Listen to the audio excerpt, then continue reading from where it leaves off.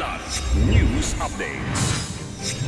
Mga balita ngayon, dating miyembro ng Kilusan na ngayoy lumalaban sa terorismo, nagwagi ng Outstanding CAFGO Active Auxiliary Award. Kauna-unahang Criminal Investigation Manual inulunsad ng PCG. Presyo ng produktong petrolyo bababa simula bukas May 6. Ako po si Cesar Soriano para hatid ang mga nangunang balita sa buong kapuluan ngayon. Itinanghal si Ka.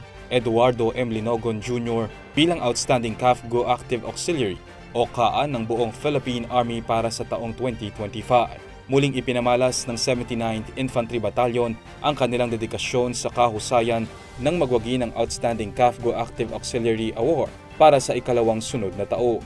Unang kinilala si KA Jason A. Traya noong 2024. Ang mga pagkilalang ito ay nagpapalakas sa reputasyon ng batalyon bilang tagapagtanggol na may kahusayan at dedikasyon. Si KA Linogon ay isang ehemplo ng pagbabago at katapangan. Dating miyembro ng Communist Terrorist Group o CTG, siya ay nagdesisyong sumuko at naging bahagi ng CAFGO.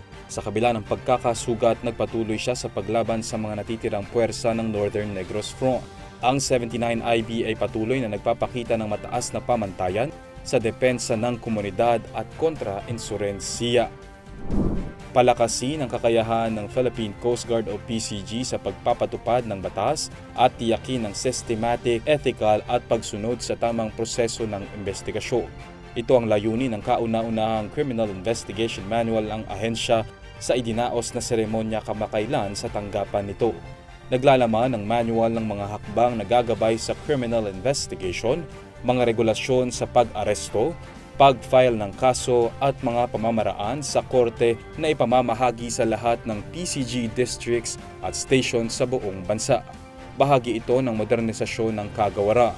Kasama sa seremonya sina PCG Commandant Admiral Ronnie Hill Gavan, Department of Transportation o DOTR Secretary Vivencio Dizon, Department of Justice o DOJ Assistant Secretary Elicio Cruz, at Canada Border Services Agency o CBSA Operations Liaison Assistant April Rose de la Cruz. Ipinakita rin ng maritime tools at tactical equipment na donasyon mula sa Bureau of International Narcotics and Law Enforcement Affairs at Japan International Cooperation Agency o JICA na magsisilbing suporta sa maritime law enforcement, seguridad, kaligtasan at search and rescue operations. Good news para sa mga motorista.